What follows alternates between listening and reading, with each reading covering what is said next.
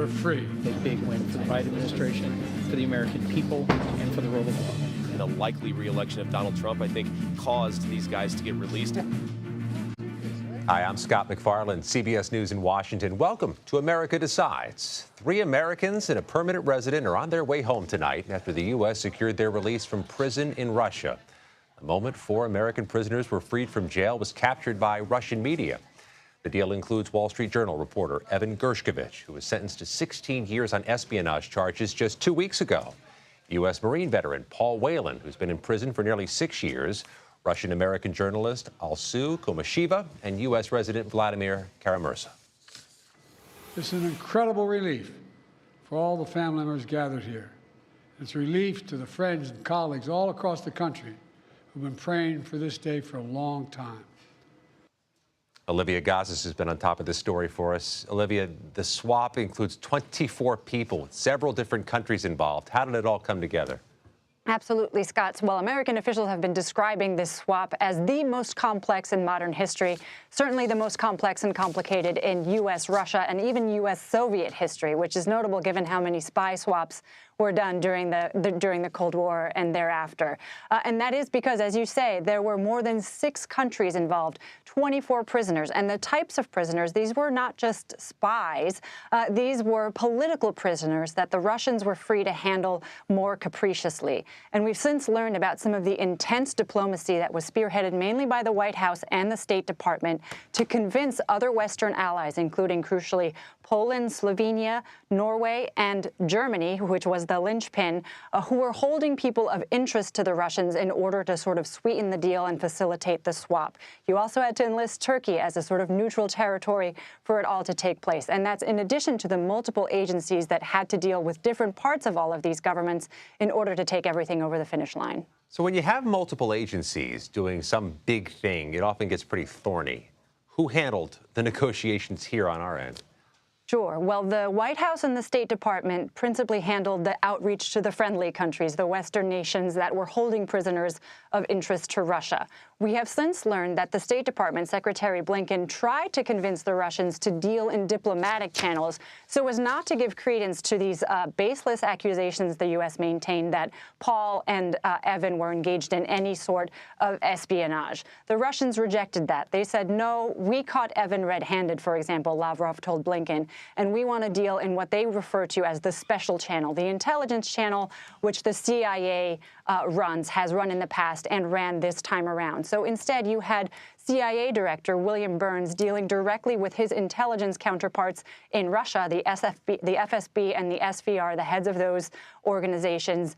We know that he made a crucial phone call to arrive at a deal in principle in early July, and that the special channel, the senior CIA officials and Russian officials who thereafter sort of finalized the deal, would meet in a third country in order to negotiate and for the U.S. negotiators to put down their position. When he spoke early this afternoon about the prisoner swap, the president talked about the importance of allies to achieving this exchange. Take a listen. So for anyone who questions whether allies matter, they do. They matter. And today is a powerful example of why it's vital to have friends in this world. From your reporting, Olivia, how does this fit into the president's approach to getting wrongfully detained Americans released? Sure. Well, it's very important, of course, as the president said, to have friends who will do you favors. And these are big favors, right? These are countries that have put resources towards capturing, prosecuting, and convicting, imprisoning Russian nationals from a foreign country. It's happened before. In the case of Trevor Reed, who was traded for Konstantin Yoroshenko, a Russian pilot, we got him from Liberia. In the case of Brittany Griner, we traded Victor Boot, who came to us from Thailand, a convicted arms dealer. So those were not trades that the U.S. could make itself. It had to call in those favors. But it can, over time, if you ask a favor too much, disincentivize these countries who are, again, going to costs to capture these nationals only to have them handed over to the U.S. and ultimately handed over back to the Russians. So while it's good to have friends who will do you favors, it's important not to ask those favors too much. All right, Olivia Gazis, great work. Thank you. Thanks, Scott. President Biden and Vice President Harris will greet the Americans freed from Russia tonight. The likely Democratic nominee celebrated this swap, speaking earlier today. We never stopped fighting for their release. And today, in spite of all of their suffering, it gives me great comfort to know that their horrible ordeal is finally over. Let's bring in Robert Costa and Ed O'Keefe join us now. Break down what happened today. Another historic day. Ed, what's the political significance to the vice president of all this? It was notable that the White House went out of its way to point out that she did play at least a bit part in these negotiations. Attending the Munich Security Conference earlier this year, spoke with the German Chancellor Olaf Scholz, who was a guy that needed to be really convinced in person by the president and apparently again by the vice president in the spring. Obviously, that was designed to not only demonstrate that she, too, was involved, but to burnish her foreign policy credentials at a time that a lot of voters are starting to wonder, well, could she do this? Could she pull something like this off? And clearly, today was designed to demonstrate, at least from the White House's perspective and her team's perspective, that she could. No surprise, no shortage of immediate reaction from lots of folks, including J.D. Vance, while campaigning in Arizona. Let's listen to what he said, then I'll ask you a question after. I think it's great to have Evan and Paul back in our country. And I think importantly, there's a real sense that the world leaders are afraid that if Donald Trump comes in, they're going to have to start behaving again. And so I really think that this is a response to the likelihood that Donald Trump will be reelected. Bobby's saying it's in part because of the likelihood Donald Trump will be elected. Donald Trump, meanwhile, on social media, blasted the deal. What do you make of the contrast or the symmetry between those two statements? Well, for the Trump-Vance campaign, this is a day to endure and carry on. This is a day where the incumbent president, President Biden and Vice President Harris, are so clearly in the spotlight. This is an administrative effort to secure the release of these hostages. They can argue about the political capital on the foreign stage of former President Trump and what might happen should he win the White House again. And this goes to their argument that they will have a stronger foreign policy if he wins the White House again. Trump's notably not an interventionist on foreign policy. It's more about the projection of strength, and they continue, as they did in Harrisburg last night. I was covering Trump's rally there, like to cast the Biden administration as weak. But so far, this is not an election where foreign policy is playing a huge role. But as you say, every day seems to be historic. Something could happen tomorrow on foreign policy. And this is more of a legacy achievement for President Biden, just weeks after he made his decision to leave the Democratic race. This is part of someone who was the Senate Foreign Relations Committee chairman, bolstering his case for history that he was always engaged on foreign policy from his days in the Senate until now. In fact, on that point, two things stuck out when we were in the room today for this event. First, he stuck around and took several questions designed to speak to how this is a legacy burnishing day. In a campaign mode, he might not have done so. Would have been a little more cautious, as the vice president was when she left Houston. But making clear, look, family is my beginning, my middle, my end. And I was trying to get these families reunited, these poor Americans who've been waiting hundreds of days for their families to get back.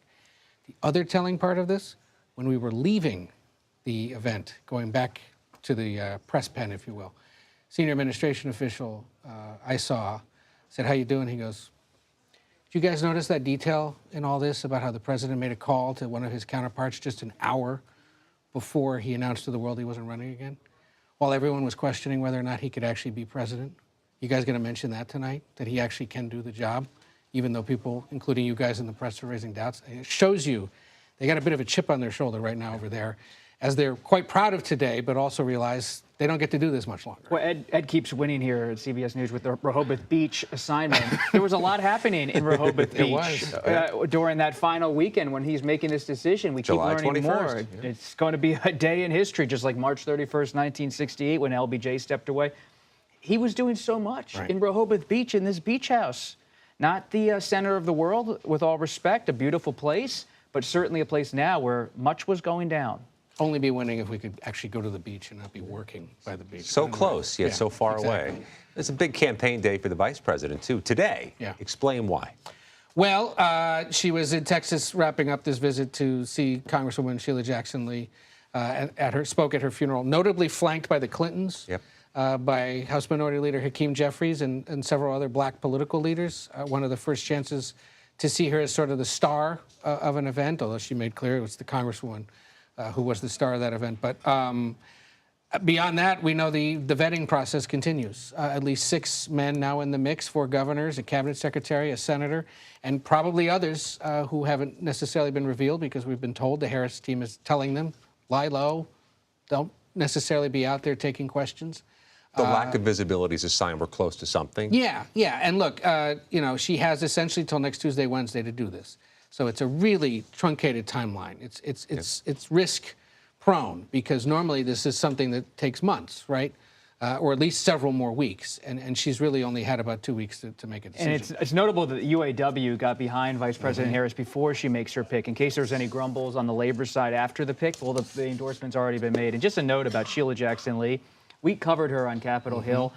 You know, we'll miss Sheila Jackson Lee, whether you like her politics or didn't like her politics. She was a presence. She was always accessible to reporters. She had a strong personality. She was someone you couldn't help but talk to if you saw her in the hallways. And rest in peace, Congresswoman. They could rename the House floor after Sheila Jackson Lee. There was no stronger presence or more reliable presence speaking on the floor than Congresswoman Lee. Thank you both. Lots to do today, more to come.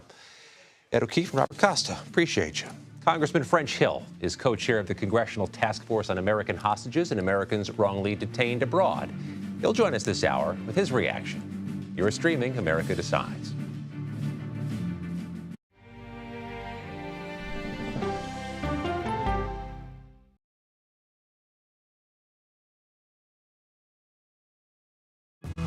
Coming up, our series. Wait a minute. Tom, is that you working the camera? Keep leaning out of your close-up.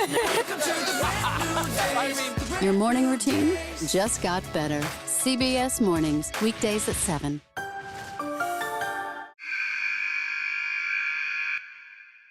I had progressively fallen deeper into the world of online sports betting. The risk is the rush. What do you think is driving the spike in popularity? I think it's legality.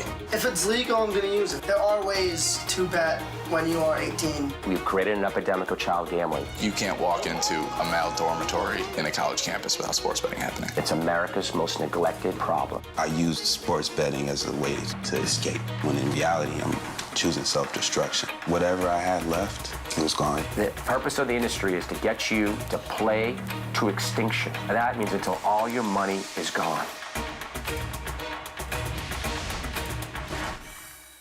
Go to the ends of the earth. Reach for the stars. Yeah, I just took off. That kind of thing. Oh, that's pretty good. Because there's always something new under the sun on CBS Sunday morning. An original documentary from CBS reports. That desired farm is a wonderful place to raise children, and it still is. Promises broken. Black Americans have been the target of racism and discrimination pretty much from the time they acquired ownership in the land.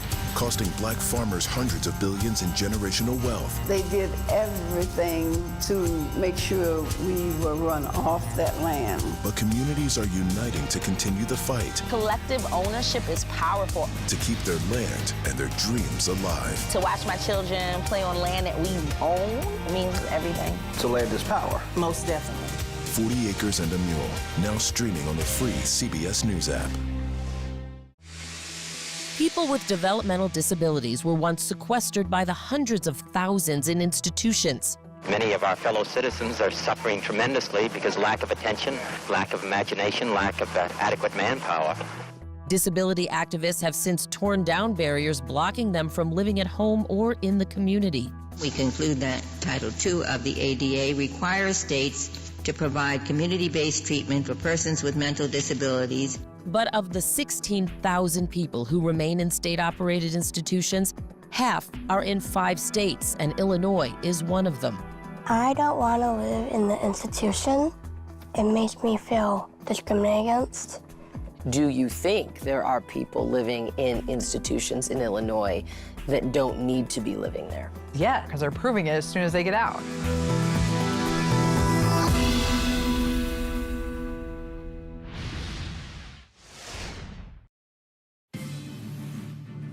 Welcome back to America Decides. Lawmakers on both sides of the aisle are reacting to today's prisoner swap with Russia. This looks like a very good deal for the United States and democracy all over the world. Obviously, the priority has to be getting Americans out. I don't know what we had to give up. I haven't seen the final reports yet, but I do know what we got, and I'm just very, very pleased. Arkansas Republican Congressman French Hill joins us now, has uniquely closely tracked this issue, co-chair of the Congressional Task Force on American Hostages and Americans Wrongfully Detained Abroad. Congressman, we're grateful for the time. What do you make of the swap and how it all seemed to come together? Well, Scott, it's good to be with you tonight. Of course, this is a happy day in America because this is a day that families have dreamed to hear some positive news about their loved ones that have been wrongfully detained by the Putin regime in Russia. So it's a happy day. This is a big, complex prisoner swap involving some 6 countries and 24 people, probably the largest since the end of the Cold War. So it's a big deal, and it's a great deal for the families who have been worried to death about the outcome of their family members. You say it's a big and complex deal. It certainly looks that way. Does this type of deal have to be big and complex to work? Is this kind of how it has to go? Well, look, what I've always been concerned about is where we've seen America put a price on blue passports by paying money to rogue regimes to return Americans wrongfully detained abroad. We have some 50 American families that are hoping that their American family member comes home. So when we see these complex prisoner swaps, there's always give and take. But here it appeared to me to be a good diplomacy on the part of our negotiators in the United States to let Russia have some people that they're seeking out of incarceration, both here and in Germany and other countries, as well as bring home these members. Paul Whelan's family has been missing him since he went to a wedding in Moscow some 6 years ago. So it is, I think, a good news story tonight. And Haley Stevens, my co-chair on the task force here in the House for those Americans held abroad wrongfully. We're pleased and proud that this has happened, and we are continuing to advocate for those families, both here in Congress and with countries around the world, to bring them home. What concerns do you have about the Russians who were released in this deal? Well, look, Russians held in Germany, particularly this one that's being released by Germany, these are bad actors. These are the worst sort of criminals, and that is typical in prisoner swaps. And you've seen that actually in Gaza as some hostages have been released in return for some Palestinians. That's the nature of the business. It's a dirty business. And it's why Americans should be very cautious about traveling to countries where there are bad actors or people trying to obtain American passports to be held hostage for money or for the release of a criminal. So I have concerns about it, but that's the nature of this business. As I say, it's a dirty business, but we don't want to leave Americans wrongfully detained, incarcerated, tried in prison abroad when we can work collaboratively through our diplomats to bring them home. About your characterization of this being a dirty business, we've heard that from multiple people today. Former President Trump argued on social media the U.S. should give nothing to get Americans released. Do you agree with him? Is that feasible? Look, I understand that point of view. That's how all of us feel because we're outraged when a blue passport holder is taken by a terror group, a state actor, or a thug like Vladimir Putin. So we all reject that. But sometimes in diplomacy, you have to be realistic. To bring our Americans home, we have to do a prisoner exchange. And unfortunately, that's the case here. But let's rejoice that these 3 citizens and a green card holder are back going to be reunited with their family members. And remember that that's the important thing. About the other Americans still being held abroad, including the journalist Austin Tice in Syria, does this type of swap make it more likely that happens, that Tice is released, or does it mean it's going to be quite a bit of time until there are future releases? Conversations happen every day between our diplomats, our special envoy for hostage affairs. You may recall former New Mexico governor and cabinet member Bill Richardson was quite involved in this as someone in the non-governmental organization sector. These conversations are always happening on behalf of freeing Americans, and Austin Tice being held by one of the worst regimes in the world. Hopefully this sends a message that we want to bring our Americans home. Let me ask a parallel issue here, Congressman. You've been quite vocal on the issue of the war in Ukraine. Any concern that a Vice President J.D. Vance, future President Trump, might reduce or seek to reduce the amount of American military support or the amount of American financial aid for Ukraine? Well, let's remember that it was President Trump and leadership who actually armed the Ukrainians and prepared them to push back against the Russian earliest incursions in Donbass back in the 2014 timeframe when he came into office. He had armed the Ukrainians, something that the Obama administration had not done. And also President Trump moved troops forward to Poland when he was president as a part of his NATO strategy.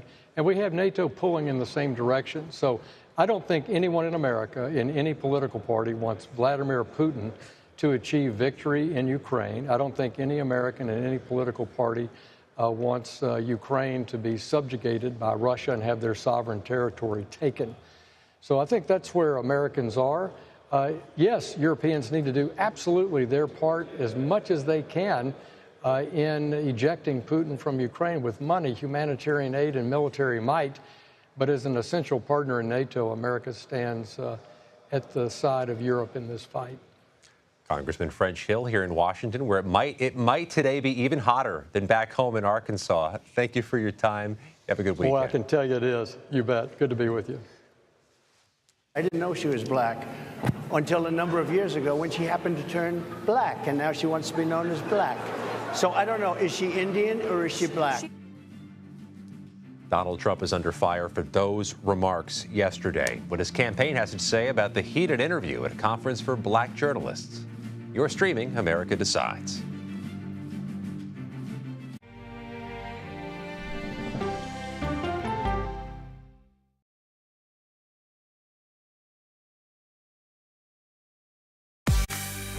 On our places, bright, shiny faces. When you wake up in the morning, we want to be your go-to team. Nate has one of the quickest minds I've ever seen. Tony has a way of making people feel comfortable. Gail has this unbelievable knack to ask the question that you're asking at home. I've been told I could talk to a tree, and that's pretty much true.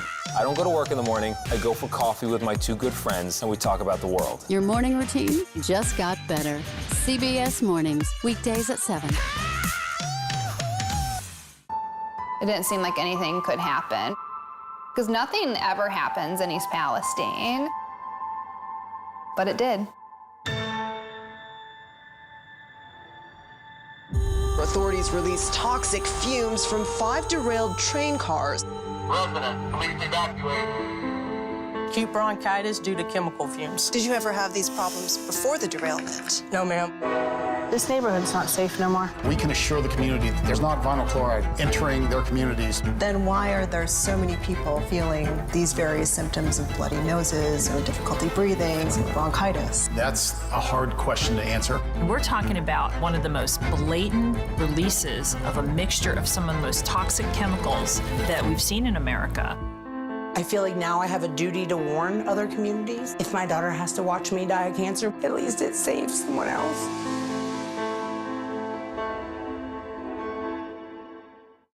This case. It's like a screenplay, something straight out of Hollywood. But it's not fiction. It's 48 hours. Human remains found this week. 4 families shattered.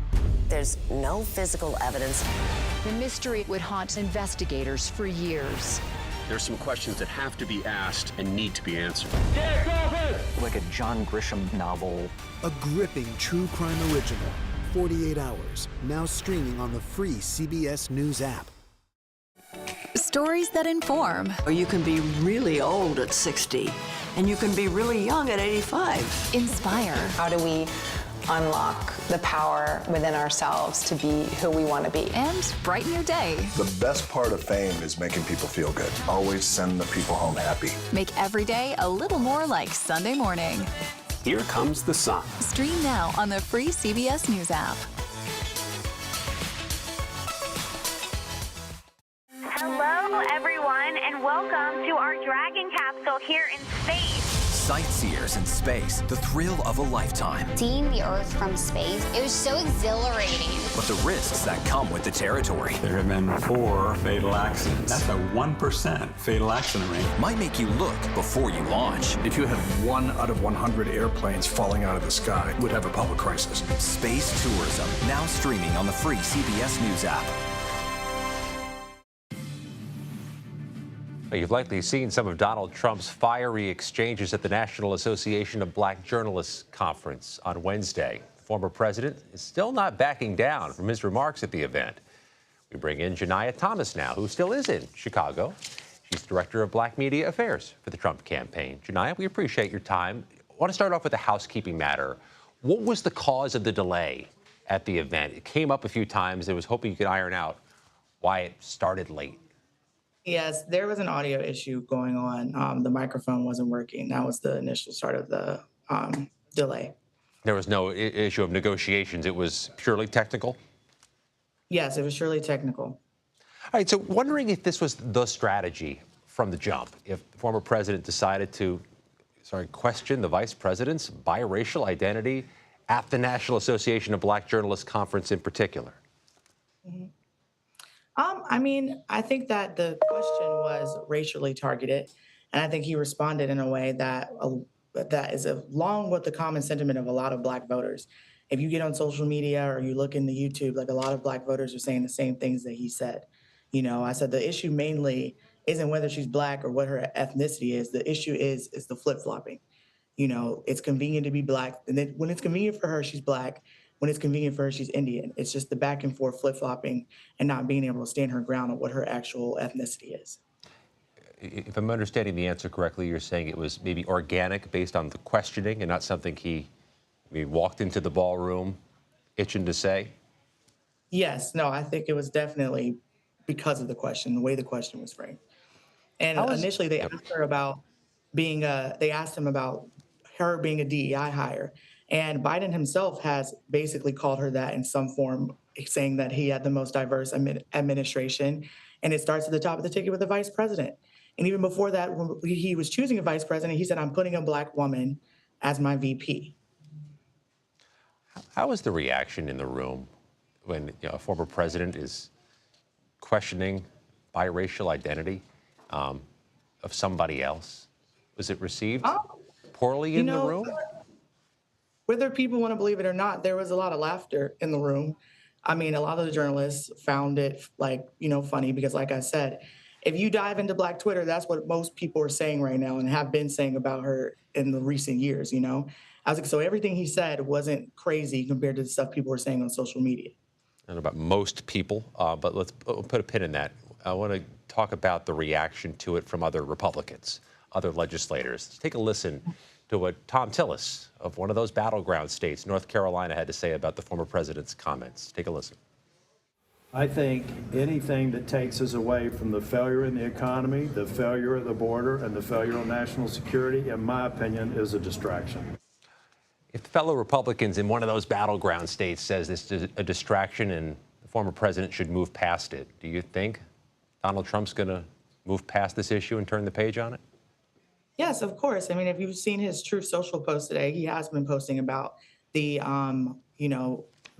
policy issues around her being terrible at the border, being a border czar, her being soft on crime, her terrible economy that she's been a part of with Joe Biden. He's been posting about that on Truth Social all day. So I think, yes, of course, he's going to move past it and focus on the policy issues because at the end of the day, her race and gender have nothing to do with why she's a terrible candidate. And a number of Republicans also wondering how this expands the tent. No longer in a base or primary election. It's a general election with particularly diverse battleground states. Who do you think he's welcoming in that wasn't already in his supportive tent to begin with? I mean, I think the overall point or the main takeaway that we should take away from this event is at the end of the day, he showed up. And I think that says a lot to voters that he showed up knowing he was going into a hostile environment and was willing to fight and answer the hard questions. I think that he deserves enough credit for that. And I think that also, he was put into a situation where the initial questions set the tone for the entire rest of the panel. So, I mean, that question made the entire thing about race. But I think at the end of the day, what Black journalists care about and what voters care about are sometimes not always the same thing, you know? I think a lot of voters they did a disservice to voters by targeting him on the racial thing so much and not really getting a chance to really talk about the policy issues. And I think that was a disservice to voters because I think a lot of Black people want to hear about the tangible items of what he has done and what he can do for Black America. Seems to be some agreement between the former president's supporters and his detractors that it was an illustrative event. Janiyah Thomas in Chicago, thank you very much. Thank you. Both President Biden and former President Trump take victory laps for today's release of Americans hostages held in Russia. Our panel is going to weigh in next on the politics behind the prisoner swap. You're streaming America Decides.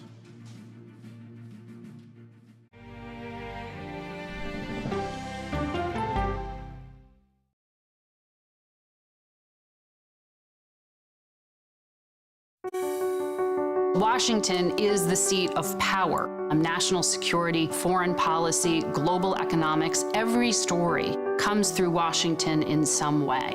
We bring some of the most powerful voices in America to the table. We don't just ask the questions, you have to go deeper. We try to understand what's at the heart of the issue we're talking about, to then come forward with solutions. Face the Nation on CBS. The justices ruled that Harvard and the University of North Carolina violated the Constitution. In the aftermath of the Supreme Court decision to end affirmative action in college admissions, uncertainty sets in for some students of color. Affirmative action really gave us an equal opportunity. CBS Reports explores the historic decision and what it means for those chasing an opportunity to change their lives. I knew that college was the ticket to break this cycle. The end of affirmative action, now streaming on the free CBS News app. America Decides is your place for fact-based, unbiased reporting. At the White House, at the Capitol, on the campaign trail. What do you say to those in your party? Any cracks in the Republican Party? Our reporters and our anchors travel the country talking to voters like you about the issues that matter most. Immigration is really a factor right now that are going to be driving your decisions. What would you say to those who say, look, that's just democracy at work? Listening to you and bringing your voice into our coverage. I want a strong, proud America. Is democracy on the ballot in 2024? Let us help you decide. America Decides on CBS News 24/7. Stream our expanded one-hour program Monday through Thursday at 5 p.m. Eastern. An original documentary from CBS Reports. AI is among the most world-changing technologies ever. Curing diseases, scientific breakthroughs, making lives better. They can help us with medical discoveries, scientific discoveries, doing better agriculture, having cures for things like Alzheimer's. It's also going to really transform the way we work.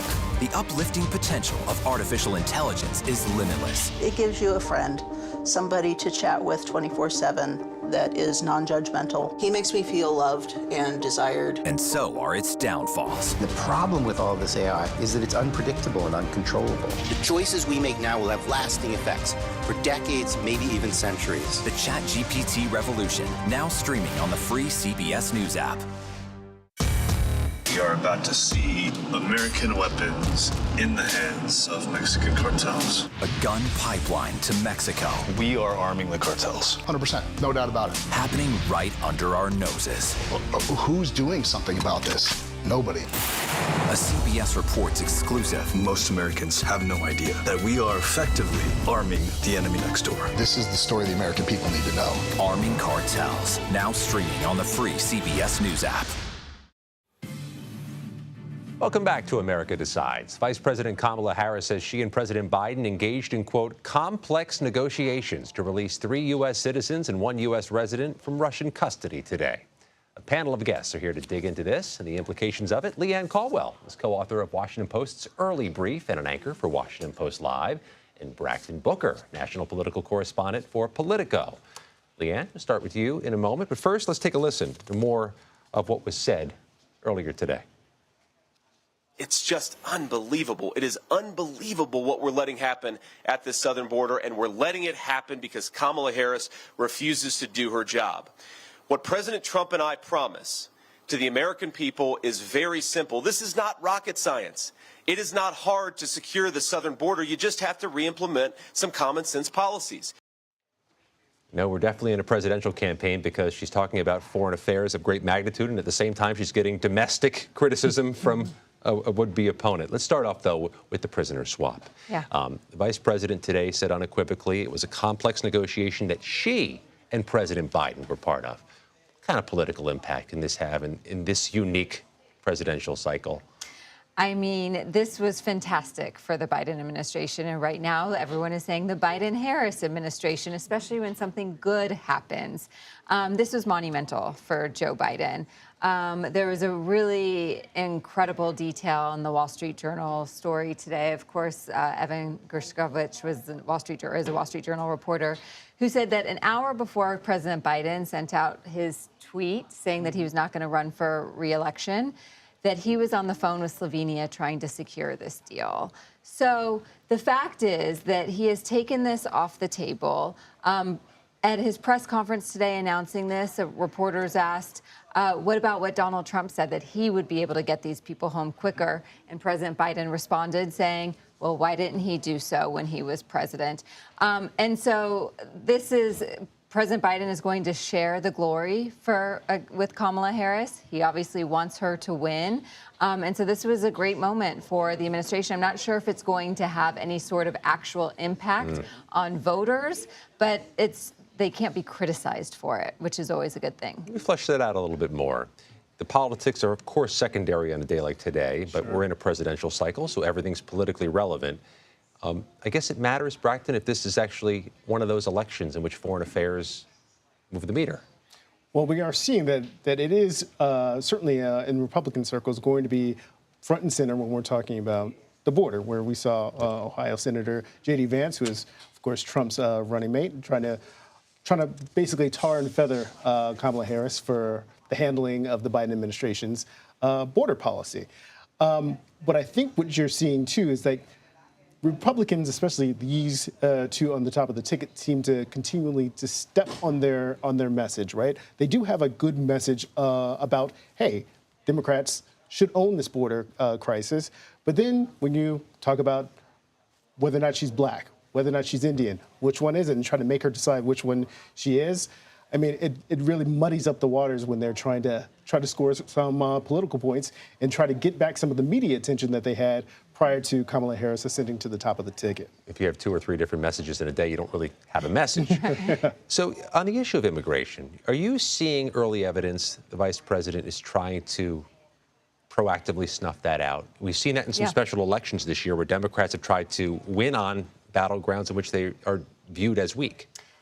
Scott, do you know what I'm writing about for my newsletter tomorrow morning? Because you feel like you're my editor right now. You gave that vibe to me. So, yeah, absolutely. I spoke with Representative Tom Suozzi today, who won a special election in large part because he leaned into the issue on immigration.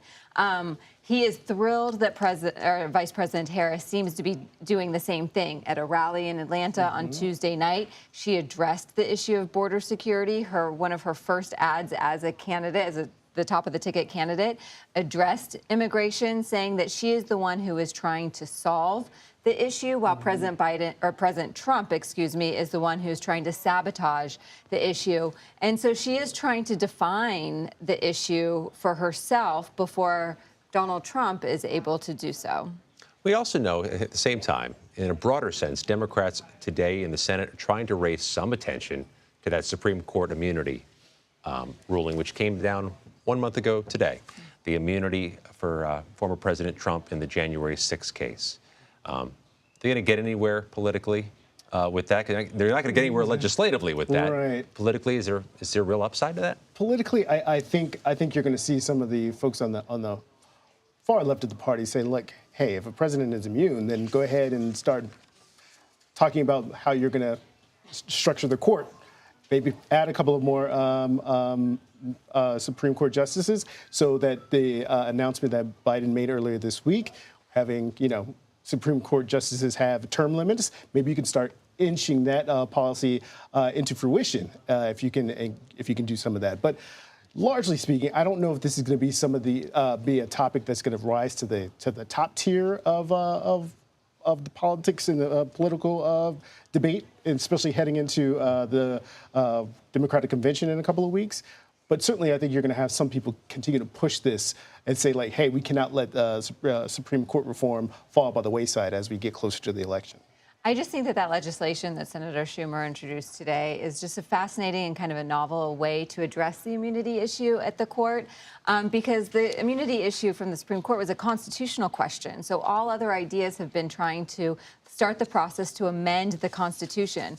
But Senator Schumer's legislation is saying, hey, let's legislate what the court can decide.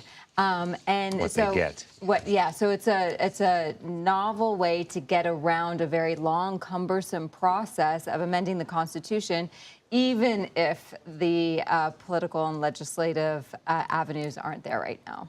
1 year ago today, at this moment, we were covering the indictment of Donald Trump, August 1st, 2023, on those charges. And a year later, here we are talking about changing the laws potentially over how you can prosecute a former president. Did time go fast or slow? Both? Both. Yeah, exactly. Leanne Caldwell, Braxton Booker, thank you both. Evan Gershkovich, his colleagues at the Wall Street Journal are celebrating his release tonight. Next, we speak with the paper's Moscow bureau chief for her reaction. You're streaming America Decides.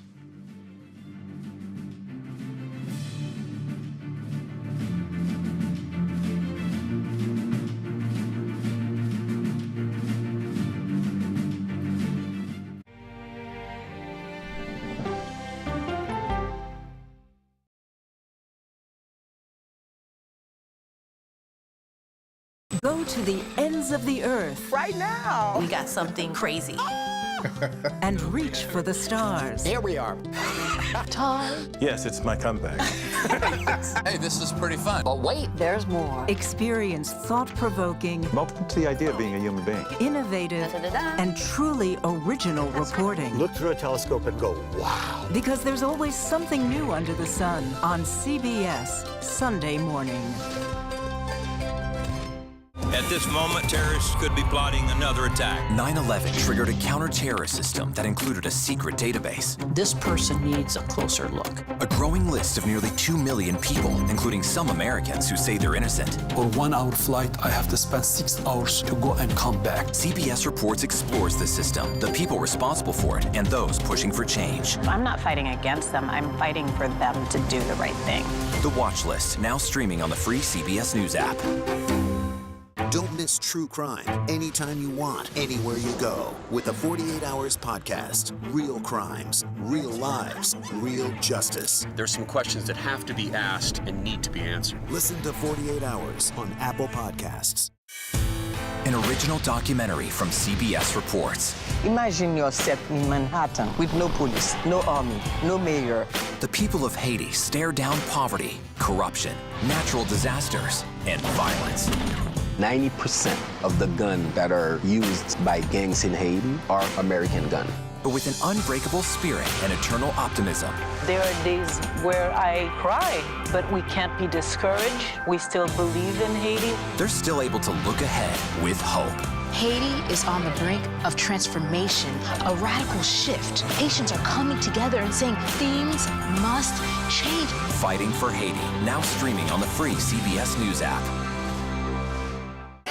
Hey there, welcome to The Uplift. I thought she was a groom, and I stepped back and I went, oh, you're the queen.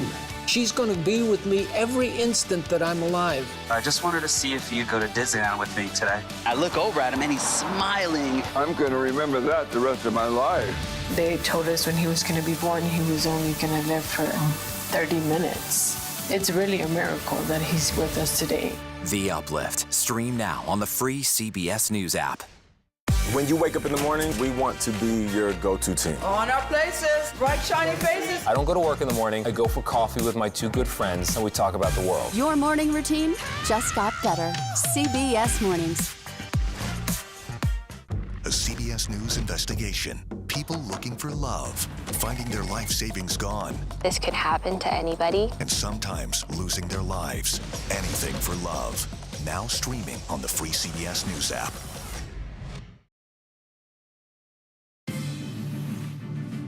Today's prisoner swap is the largest of its kind since the Cold War. The deal ends more than a year-long nightmare for Wall Street Journal reporter Evan Gershkovich.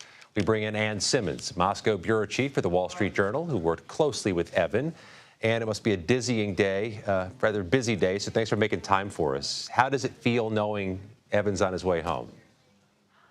Oh, well, Scott, it's absolutely incredible. It's truly a momentous occasion. It's a relief for Evan, his family, and his family at the Wall Street Journal. The Wall Street Journal has worked and lobbied really hard in order to ensure that his story remained front and center and that this day would come, that he would be released. So most definitely everyone in our newsroom is just over the moon.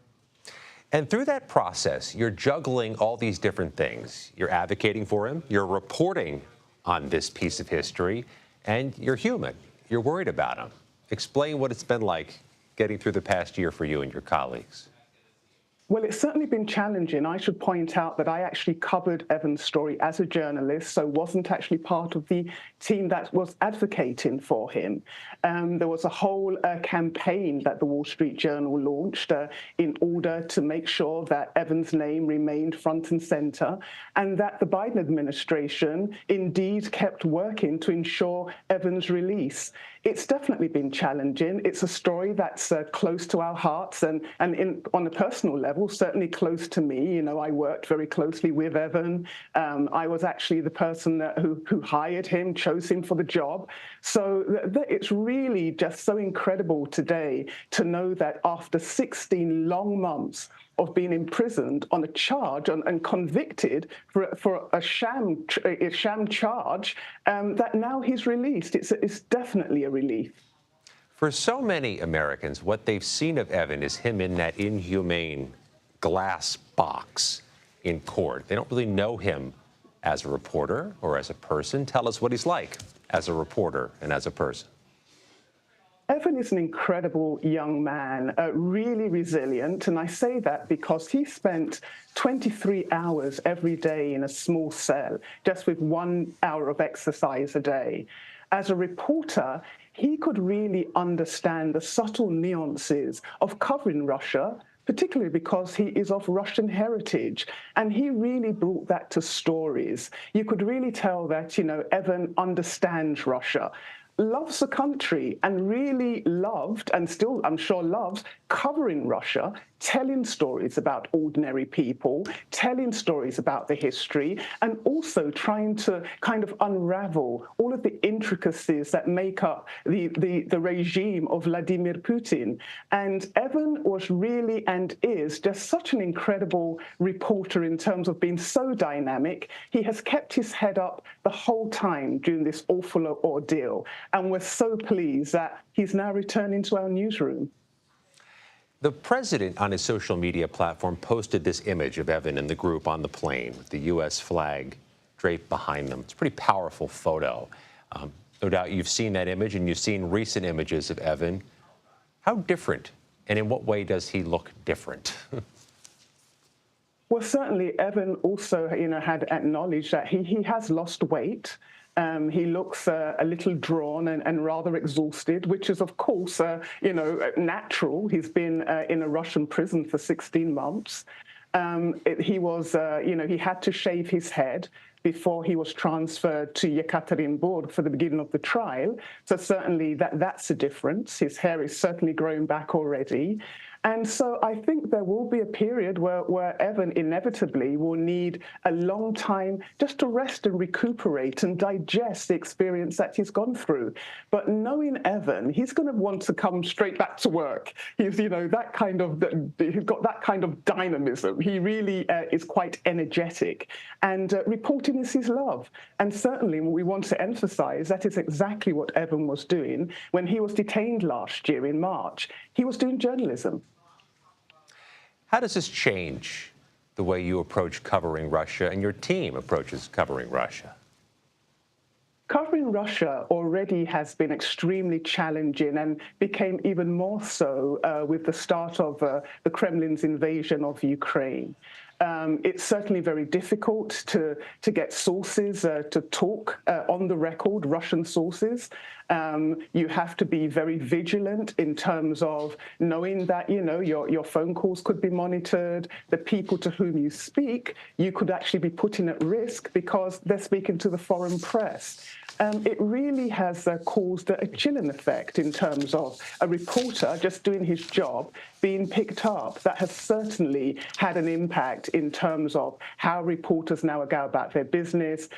I know that some reporters employ self-censorship. That is not something the Wall Street Journal does. We have always, maintained that a war is a war, and we've called it that, despite the fact that the Kremlin wants to call the invasion of Ukraine a special military operation. But it is really treading a fine line and knowing how to navigate some of the pitfalls that you could confront when covering this really challenging story. At a moment, it is uniquely important to be covering Russia. From the Wall Street Journal, joining us in London, Ann Simmons. Thank you. Thank you. As the Americans freed in a Russian prison swap head home, we take a look at the role Vice President Kamala Harris played in their release. You're streaming America Decides.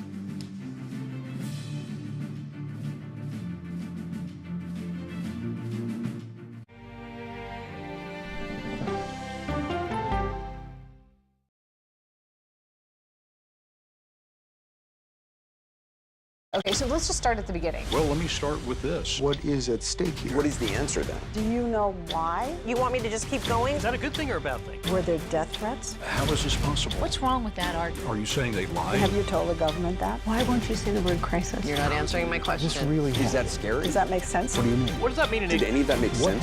What's your response? What happened? Why? It's time for the CBS News Original 60 Minutes, Sunday on CBS and streaming on Paramount Plus. There is no more room in our city. New York City is receiving record numbers of migrants. Today, we're going to have more than 500 adults and children come through that door. Tensions rise as shelters reach max capacity. We don't have to take care of them. CBS Reports goes inside a crisis cities and families are facing as they fight to survive. The United States still has that glimmer of hope for people to come here. Fighting for a future. Now streaming on the free CBS News app. An original documentary from CBS Reports. Since you started La Soup in 2014, do you have any sense as to how much food you've rescued from the landfill? We've rescued 4.5 million pounds. I can't even fathom how much food that is. And that's one little person in one little city in America. We're going to call this chicken piccata. We did 450 of these meals today. This is the exact dish that you and I are going to have. Yep. Oh, really good. Is it good? Mm-hmm. Having a plan of how to keep people fed should be in every single city. So if we eliminated food waste, could we eliminate hunger? Yes. Eating Trash, now streaming on the free CBS News app. America Decides is your place for fact-based, unbiased reporting. At the White House, at the Capitol, on the campaign trail. What do you say to those in your party? Any cracks in the Republican Party? Our reporters and our anchors travel the country talking to voters like you about the issues that matter most. Immigration is really a factor right now that are going to be driving your decisions. What would you say to those who say, look, that's just democracy at work? Listening to you and bringing your voice into our coverage. I want a strong, proud America. Is democracy on the ballot in 2024? Let us help you decide. America Decides on CBS News 24/7. Stream our expanded one-hour program Monday through Thursday at 5 p.m. Eastern. When people say who's first to get in the morning, that would be me. Morning news matters because it sets the tone for your day, and it's a way of getting you started. Day to day, that first draft of history, it happens right here. We're going to uplift you. We're going to send you out your way. We take you places, we teach you new things, and we make you feel like, it's not all bad. People say to me, you always seem to be having a good time. And you know what? You're right. Your morning routine just got better. CBS Mornings, weekdays at 7.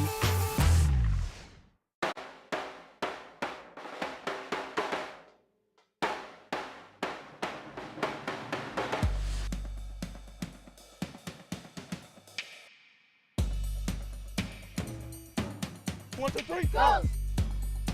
Wow. I want a strong America. I want a proud America.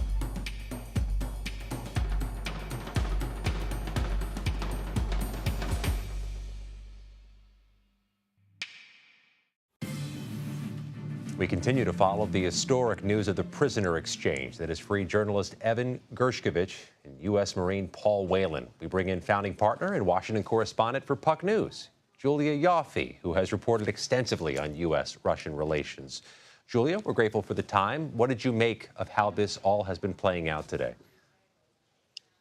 Well, we heard rumblings earlier this week that a major prisoner exchange was in the offing, but officials here in the U.S. were tight-lipped.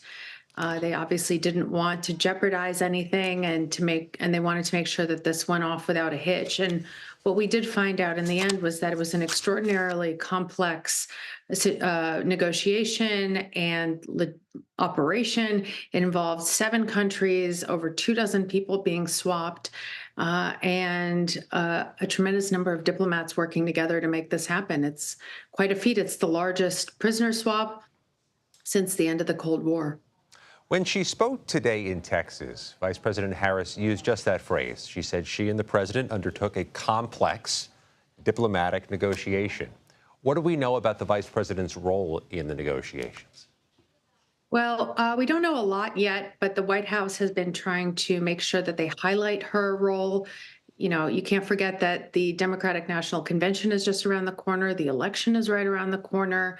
And given that people in the kind of foreign policy, national security establishment of Washington see Kamala Harris as a bit of a blank slate, as somebody who comes more from the domestic policy side of things, connecting her to this would, of course, shore up her foreign policy, national security bona fides. What we're also seeing is that the White House is making sure to stress the strength of the alliances that made this happen. It's not just Germany or the U.S. releasing it's not just Germany and the U.S. releasing Russian prisoners, spies, et cetera, but Slovenia, Poland, Norway, Turkey was involved as the third country where they were exchanged. And the White House confirmed a report that Olaf Scholz, the German chancellor, said that he would do this specifically for Joe Biden. He said, "I will do this for you."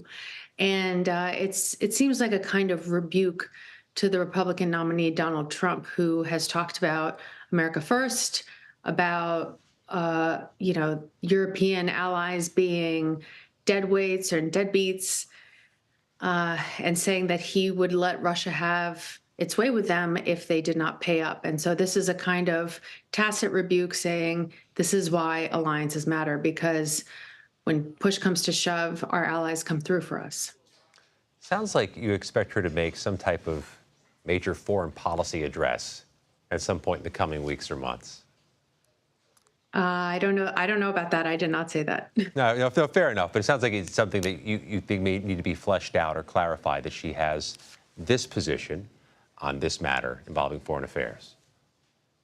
Perhaps not. Perhaps in a general election, all you really need to do is draw a contrast with the person you're running against on the values level and the interest level. My opponent wants to do X, I want to do Y. My opponent believes B, I believe A. That may be enough. For a general election, Kamala Harris has not had, in the way that Barack Obama did, the way that Joe Biden did, and even Donald Trump this time around did, kind of advisors putting together policy papers that would give us a hint as to what she might undertake as president, who she would appoint to key roles as president. She has landed in this nominee role very recently. There's less than 100 days left to go until the election, so it's unlikely we'll see any of that. And I don't know that she'll even need it. Yeah, and predicting where campaigns go is always a bit of a fool's errand for us. I think you handled that ably. Julia Yaffe, we appreciate your analysis and your reporting. Thank you very much. Thank you so much. Unlawful migrant crossings along the U.S.-Mexico border have fallen to their lowest level since September 2020. Internal government figures obtained and first reported by CBS News show U.S. Border Patrol agents apprehended nearly 56,000 migrants along the border last month. That marks the 5th consecutive month of decline in apprehensions. Homeland Security Secretary Alejandro Mayorkas also shared the latest deportation figures with our Camilo Montoya Galvez. We have been able to return or remove a record number of people this past year, almost 875,000 individuals. That does it for today. We're back with another edition of America Decides Monday at 5 p.m. Eastern. The Daily Report with John Dickerson starts right now.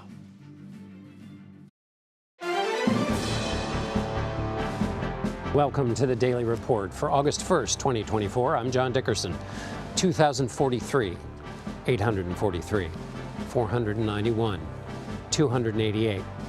Those are the numbers of days for each of the 4 U.S. hostages held